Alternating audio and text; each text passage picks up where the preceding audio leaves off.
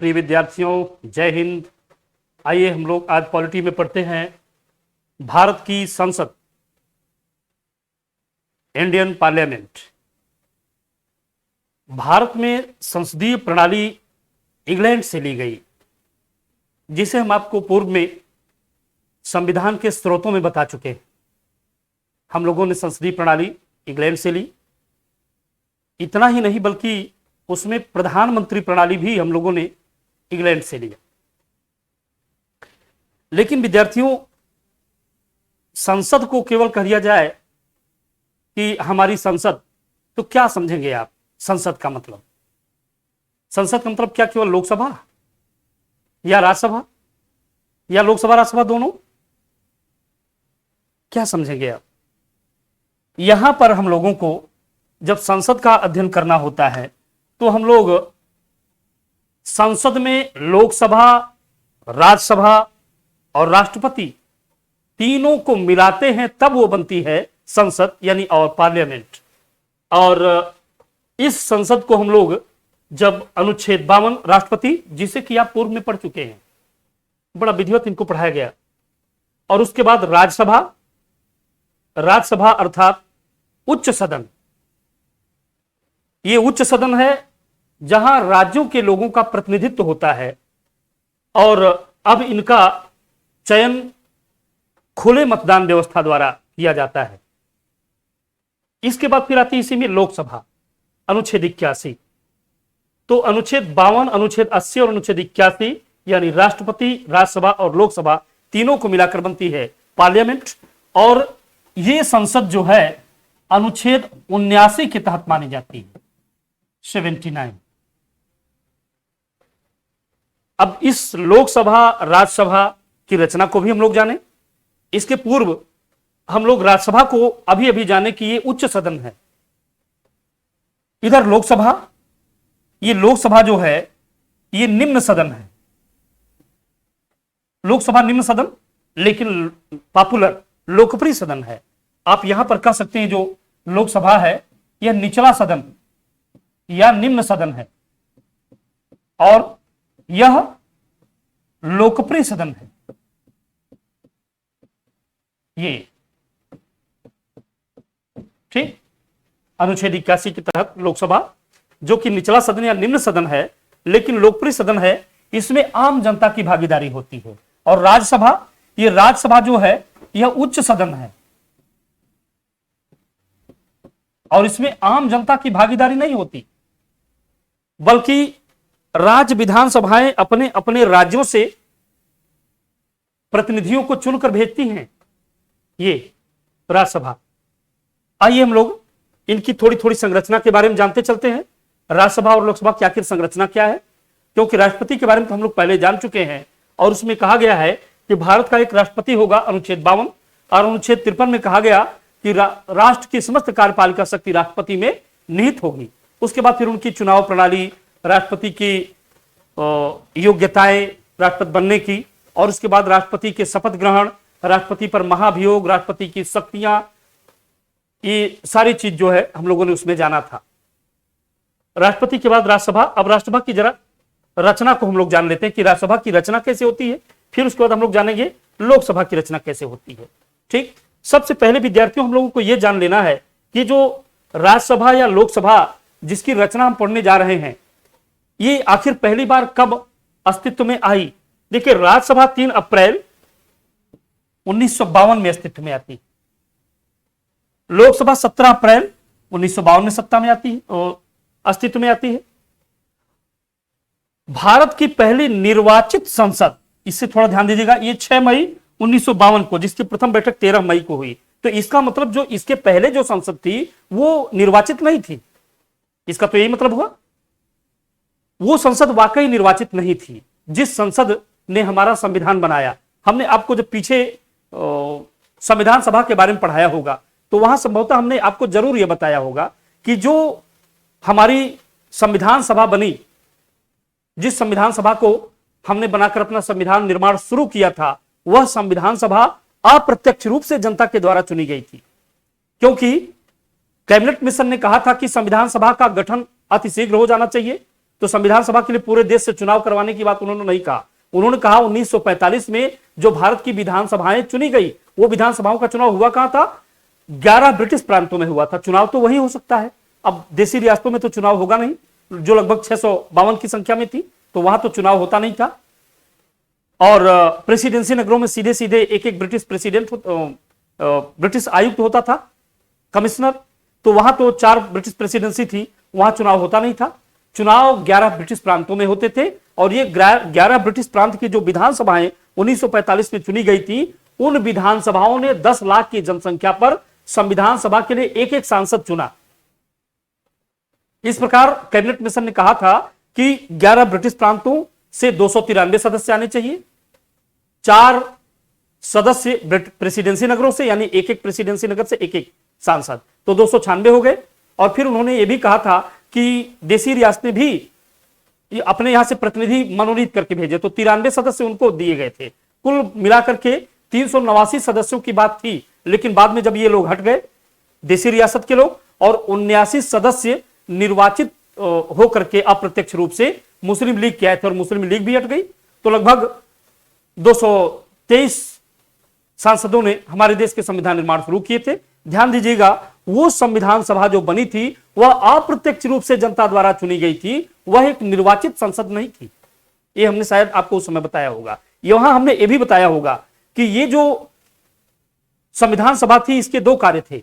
यह वास्तव में एक संसद भी थी और एक संविधान सभा भी थी। उसमें मैंने बताया होगा, संविधान निर्माण करते समय संविधान सभा के अध्यक्ष होते थे डॉक्टर राजेंद्र प्रसाद, और यही संविधान सभा जब देश का संचालन करती थी, शासन संचालन, तो वह बन जाती थी संसद। और संसद के प्रथम लोकसभा अध्यक्ष यूं कहें या प्रथम अध्यक्ष कह लें, वो थे गणेश वासुदेव मावलंकर या जीबी मावलंकर। जब देश का शासन संचालन होता था तो वही संविधान सभा संसद बन जाती थी, और उस संसद का प्रतिनिधित्व या अध्यक्षता करते थे जीबी मावलंकर। इसीलिए उन्हें लोकसभा का जनक भी कहा जाता है, जीबी मावलंकर को।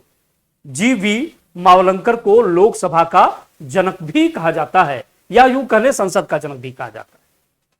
वो लोकसभा के पहले अध्यक्ष भी थे शासन संचालन के समय, क्योंकि वही अध्यक्षता करते थे। और जब संविधान सभा संविधान निर्माण कार्य शुरू करती तो डॉक्टर राजेंद्र प्रसाद संविधान का अध्यक्षता करने लगते थे। ठीक, तो वो निर्वाचित संसद नहीं थी, वो वास्तव में अप्रत्यक्ष रूप से जनता द्वारा 11 ब्रिटिश प्रांतों के विधायकों द्वारा चुनी गई थी।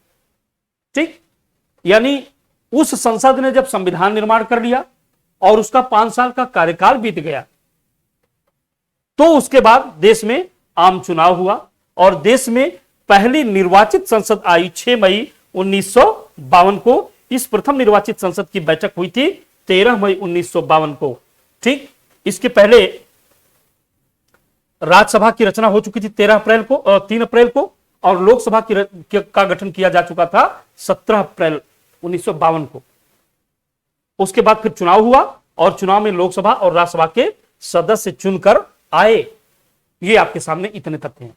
अब इसके बाद हम लोग जान लेते हैं कि जो ये लोकसभा की रचना, इस रचना में एक इंपॉर्टेंट चीज आती है कि आखिर फिर इनकी सीटें कितनी हैं। अब तक तो आपने जान लिया कि इनका गठन हुआ, ये निर्वाचित नहीं थी बल्कि वो मनोनीत संसद थी। फिर इनका पहली बार निर्वाचन हुआ, वो 6 मई को आई। तो अब ये देख लिया जाए कि इसमें राज्यसभा और लोकसभा की सदस्य संख्या क्या है। तो राज्यसभा और लोकसभा की सदस्य संख्या के बारे में जानने के लिए हम लोग चलते हैं अगले में। सबसे पहले राज्यसभा, अनुच्छेद 80।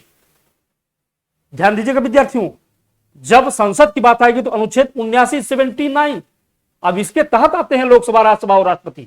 तो अब आ गई राज्यसभा। जरा राज्यसभा की संरचना के बारे में हम जान ले। राज्यसभा में सीटों की संख्या होती है 250, अधिकतम सीटें। राज्यसभा में अधिकतम सीटों की संख्या 250 है। इन 250 सीटों में से 230 सीटें राज्यों के द्वारा चुनकर आती हैं, और 20 सीटें केंद्र शासित प्रदेशों या संघ शासित प्रदेशों के लिए रखी गई हैं। ठीक, लेकिन अब देखिए, क्योंकि अभी 245 सीटें ही हैं, वर्तमान में कितनी है 245, मतलब 250 अधिकतम सीटें हो सकती हैं, ऐसा कहा गया है। तो उसमें से उसका डिस्ट्रीब्यूशन हुआ तो 238 राज्यों से 12 जो है ये मनोनीत हो गए।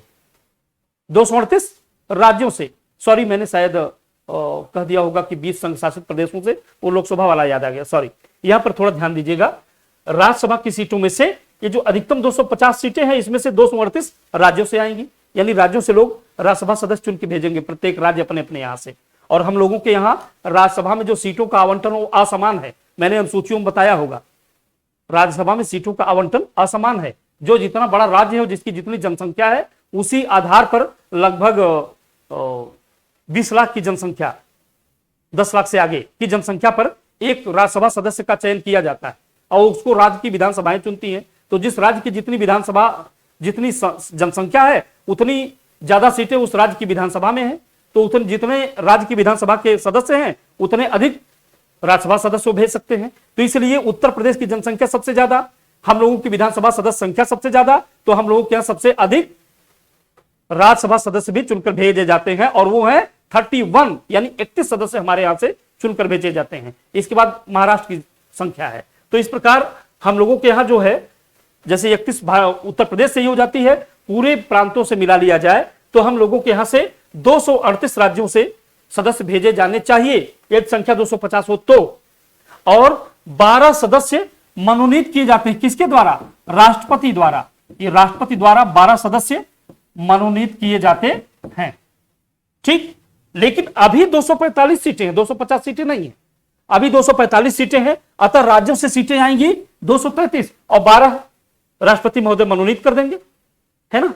तो जब 12 राष्ट्रपति महोदय मनोनीत कर देंगे तो जोड़ लीजिए, आ गई 233 में 12 जोड़ दीजिए, ठीक। 33 10 43 और 2 45, तो 12 जो सदस्य हमारे राष्ट्रपति महोदय चुनकर भेजते हैं। और जो मनोनीत 12 सदस्य राज्यसभा में होते हैं, उसे संभवतः मैंने पहले बताया हो, वे कला, साहित्य, विज्ञान और समाज सेवा के क्षेत्र में महारत हासिल व्यक्ति होते हैं। उन 12 सदस्यों को राज्यसभा में मनोनीत किया जाता है। ये 83 के द्वारा हमारा राष्ट्रपति 12 सदस्यों को राज्यसभा में चुनता है। वैसे प्रधानमंत्री इसमें सलाह देते हैं राष्ट्रपति महोदय को, ऐसे व्यक्ति के लिए सलाह देते हैं जो व्यक्ति कला, साहित्य, विज्ञान और समाज सेवा में प्रसिद्ध व्यक्ति हो, ख्याति लब्ध व्यक्ति हो, महारत हासिल व्यक्ति हो। ऐसे 12 व्यक्तियों को पूरे देश से राज्यसभा में चयनित किया जाता है, ऐसे व्यक्तियों को राज्यसभा में मनोनीत किया जाता है और मनोनीत करते हैं हमारे राष्ट्रपति महोदय, और इसके लिए सलाह देते हैं हमारे प्रधानमंत्री और उनकी मंत्रिमंडल। तो 12 सदस्य राष्ट्रपति मनोनीत करते हैं और 233 सदस्य आते हैं। तब जब 245 संख्या हो, 250 होगी तब नहीं, तब तो 238 हो जाएगी। तो ये रहे हमारी राज्यसभा के सीटों की संरचना। एक चीज और है, हमारी लोकसभा तो हर 5 साल बाद भंग होती है, यानी लोकसभा का कार्यकाल तो 5 साल है। क्या राज्यसभा का कार्यकाल भी 5 साल है? नहीं। आपका उत्तर है अनुच्छेद 83 के तहत राज्यसभा एक अस्थायी सदन है ना। अनुच्छेद 83 के तहत राज्यसभा एक स्थायी सदन है, परमानेंट हाउस है ये। और इसमें जो व्यक्ति चुनाव लड़ करके जाना चाहता है, उसके लिए 10 प्रस्तावक अनिवार्य होते हैं। उसके पहले 10 लोग प्रस्ताव करें, और उस व्यक्ति, जो व्यक्ति उसमें चुन करके जाना चाहता है, उस व्यक्ति के लिए यह भी कहा जाता है कि उसकी उम्र कम से कम 30 वर्ष हो, उम्र 30 साल होनी चाहिए, 10 उसके प्रस्तावक होने चाहिए, और राज्यसभा की जितनी सीटें हैं उसका 10% गणपूर्ति के लिए होना चाहिए। कोरम, इसको बोलते हैं कोरम, है ना, ये वाला कोरम भी इसको कहते हैं। कोरम माने गणपूर्ति, यानी गणपूर्ति के लिए 1/2 सदस्य। तो अब आप जान लीजिए 245 है तो 245 को बटा 10 माने लगभग 25, लगभग 25 सीटें। 25 मेंबर अगर राज्यसभा के हो तो कोई बैठक में कुछ न कुछ कार्य चलाया जा सकता है, ये गणपूर्ति के लिए आवश्यक है, ठीक।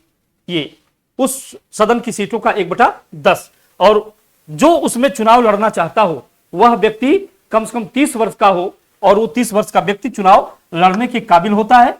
यह भी जान लीजिएगा कि सदस्यों को शपथ ग्रहण दिलाते हैं सभापति महोदय, राज्यसभा के सभापति महोदय।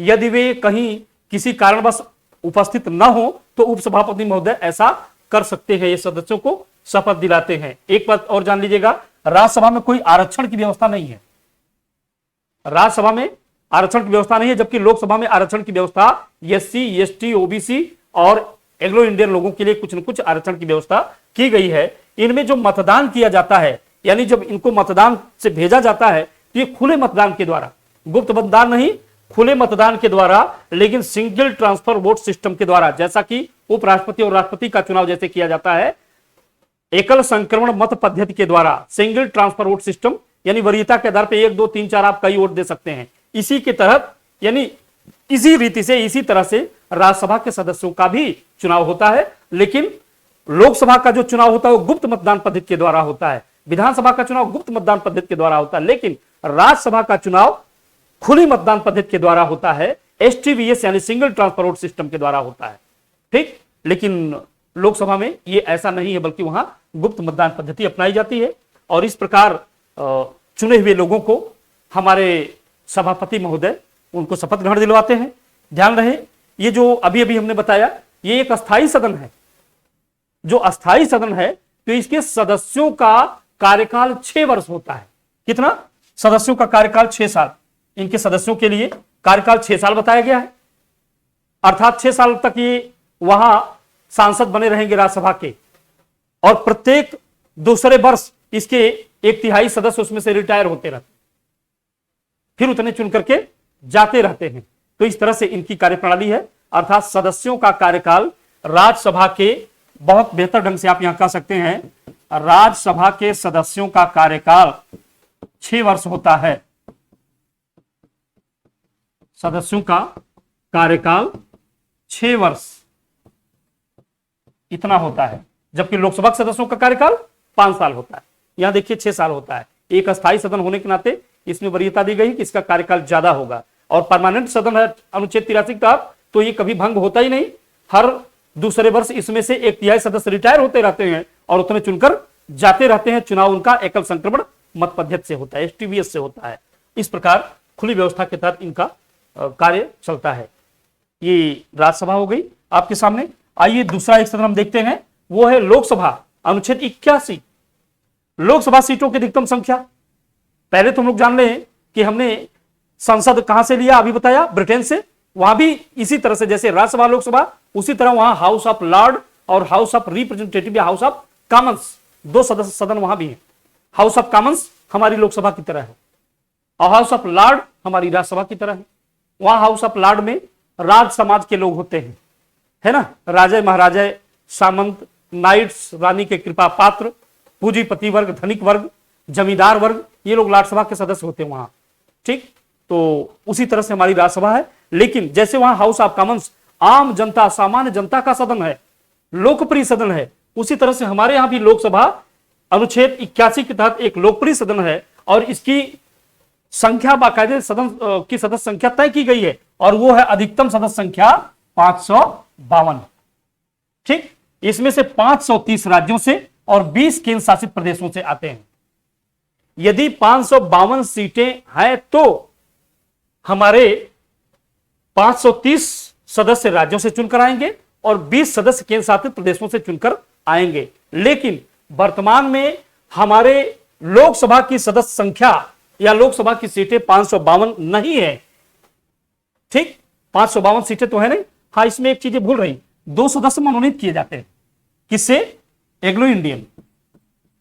अगर राष्ट्रपति महोदय को लग जाए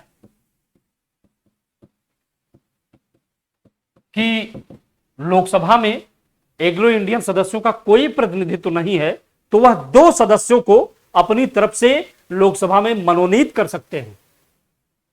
ऐसा भी है, यानी 530 सदस्य चुनकर आएंगे राज्यों से और 20 सदस्य चुनकर आएंगे यूनियन टेरिटरी से, यानी संघ शासित प्रदेशों से।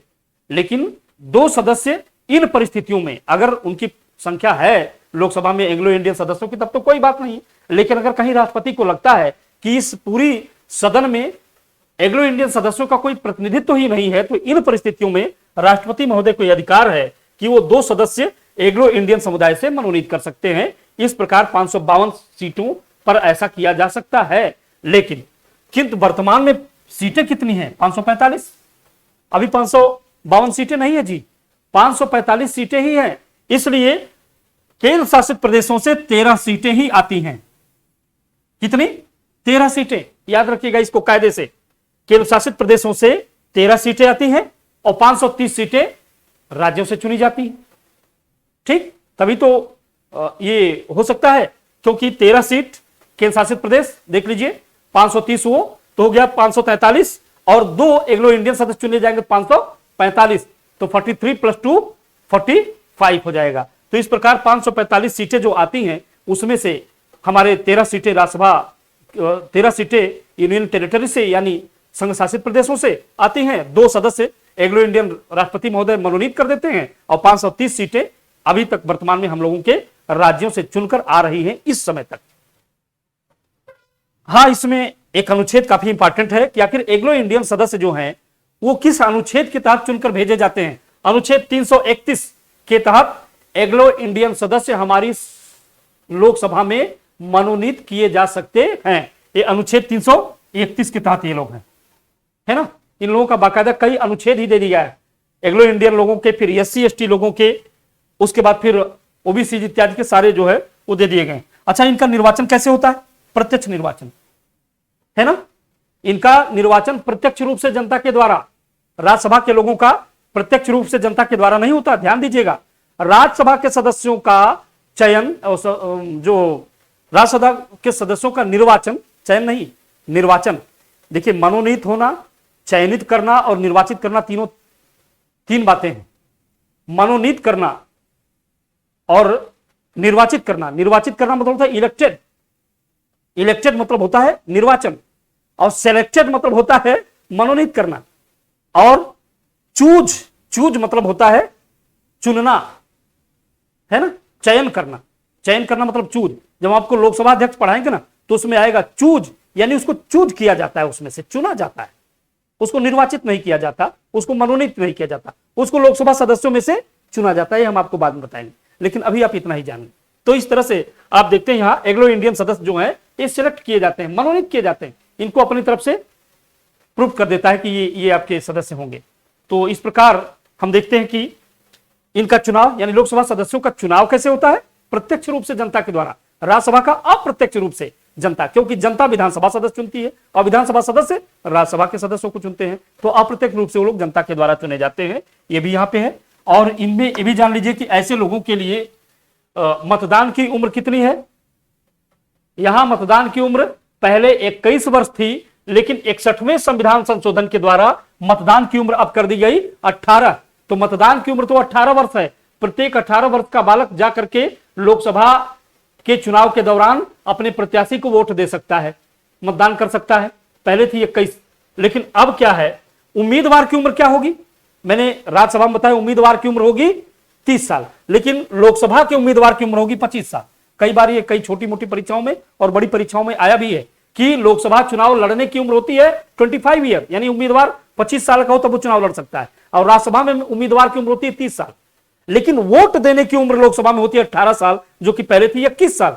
अच्छा, चले जाइए जरा राज्यसभा में उम्र कितनी होगी? अरे जाहिर है, जो विधानसभा का सदस्य बन के पहुंचेगा वहां 25 साल का होकर के, 25 साल वहां भी है तभी तो मतदान करेगा, तो वहां भी उम्मीदवार की उम्र हो गई 25 साल, 18 साल नहीं। वहां उम्मीदवार 30 साल का होगा, लेकिन उसको चुनेगा 25 साल वाला आदमी, भले वो फिर 50 साल 100 साल का हो, अलग बात है, लेकिन कम से कम 25 साल उसकी उम्र होगी, तब तो विधानसभा सदस्य बनेगा। तो विधानसभा का सदस्य राज्यसभा सदस्य चुनने का अधिकारी होता है, तो वहां यानी मतदान की उम्र आप कह सकते हैं 25 साल, लेकिन लोकसभा में मतदान की उम्र है 18 साल, जो की थी 21 साल। राज्यसभा में चुनाव लड़ने की उम्र यानी उम्मीदवारी की जो डेट तय की गई है वो 30 साल, तो लोकसभा में है 25 साल। ठीक है, ये ऐसा भी होता है। तो इस तरह देखिए, भारत में कहीं से भी चुनाव लड़ सकते हैं। भारत में चुनाव कहीं से भी, पूरे देश में हमारे देश का नागरिक चुनाव कहीं से भी लड़ सकता है, लेकिन वह अधिकतम 2 जगहों से चुनाव लड़ सकता है। ऐसा नहीं कि आप भारत में कहीं से भी चुनाव लड़ सकते हैं, लेकिन हर राज्य से एक पर्चा भर आइए, ऐसा नहीं। अधिकतम 2 जगहों से आप चुनाव लड़ सकते हैं, 2 जगहों से अधिक से नहीं। उसके बाद जब आप सदस्यता दोनों जगह से अगर जीत जाते हैं तो किसी एक जगह को आपको तय समय में छोड़ना पड़ेगा। इसमें देखिए, जमानत राशि सामान्यतया यानी सामान्य वर्ग 25,000 की जमानत राशि देता है, और जो ओबीसी वर्ग है, सॉरी SC ST वर्ग है, ओबीसी नहीं, SC ST वर्ग 12,500 जमानत राशि देता है। और जमानत बचाने के लिए कम से कम 1/6 वोट पाए। जितना वोट वहां की जनसंख्या यानी वोटरों की जो संख्या वहां पर है, जिस जगह से आप निर्वाचन हेतु उम्मीदवार हैं, उस जगह जो जनसंख्या है यानी जितने वोटर हैं, उन वोटरों का कम से कम 1/6 वोट आप पाए तो आपकी जमानत राशि बचेगी। अन्यथा अगर 1/6 वोट भी नहीं पाते आप, तो आपकी जमानत राशि जब्त कर ली जाएगी। विद्यार्थियों ये ध्यान रखो जमानत राशि क्यों रखी गई है। मैंने राष्ट्रपति चुनाव में भी हल्का सा बताया था, यहां भी बता दूं जमानत राशि क्यों रखी गई है। जमानत राशि रखी ही इसलिए जाती है ताकि बेवजह के अधिक से अधिक उम्मीदवार चुनाव में भाग न लेने पाए।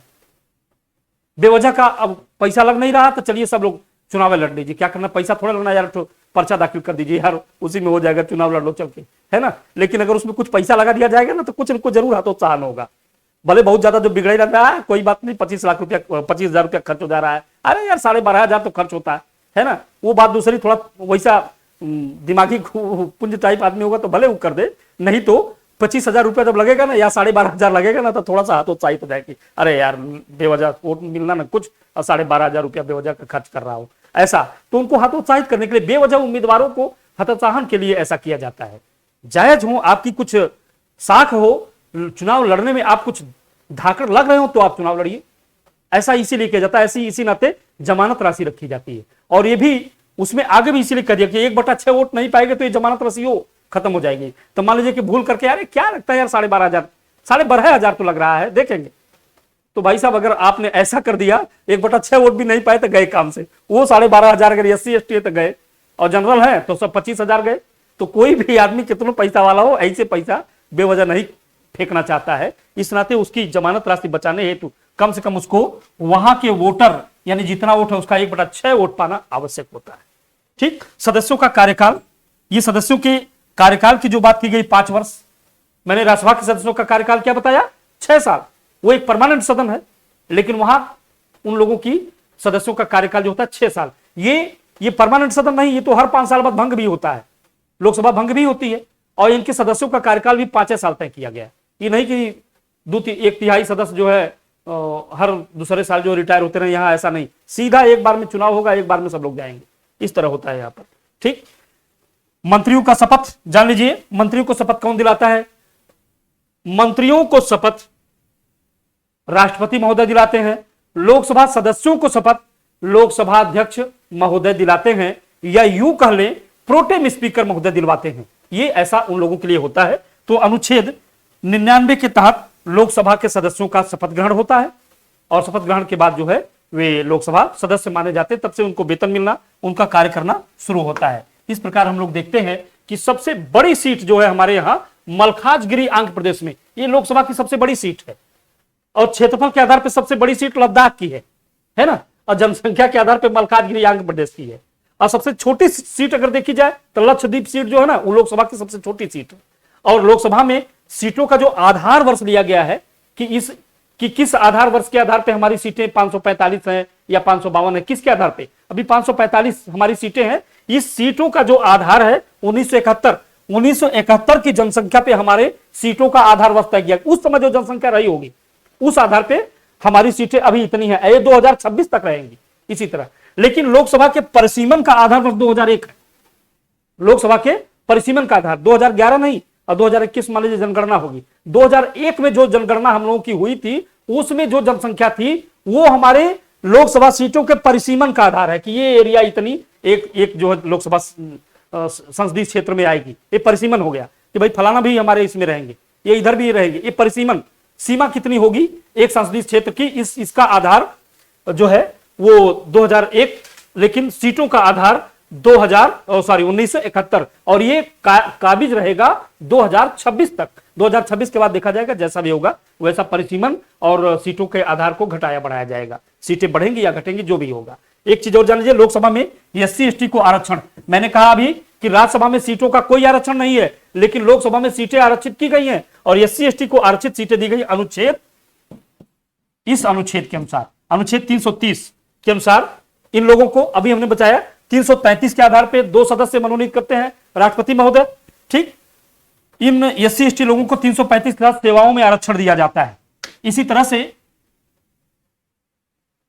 देखिए SC इन लोगों के हितों के ध्यान में रखते हुए सरकार कुछ न कुछ आयोग भी बनाती है। जैसे देखिए SC आयोग जो बना 338 के तहत, ये अनुच्छेद है सब, है ना, ये सब अनुच्छेद है।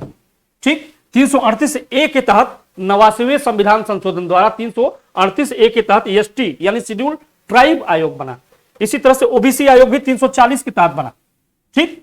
जान लीजिए कि सांसदों को वेतन 50,000 दिया जाता है। अजीब होता तो बहुत है, है ना, तमाम तमाम भत्ता वगैरह, ये कार्यालय भत्ता, वाहन भत्ता, तेल भत्ता, टेलीफोन भत्ता लेके वो लाखों 1.5 लाख हो जाता है, लेकिन मौलिक रूप से इसे कर दिया जाता है, 50,000 लोगों को मिलता है। लेकिन उत्तर प्रदेश में अगर हम लोग देखें सबसे बड़ी जनसंख्या के आधार पर कौन सीट है, तो गाजियाबाद है।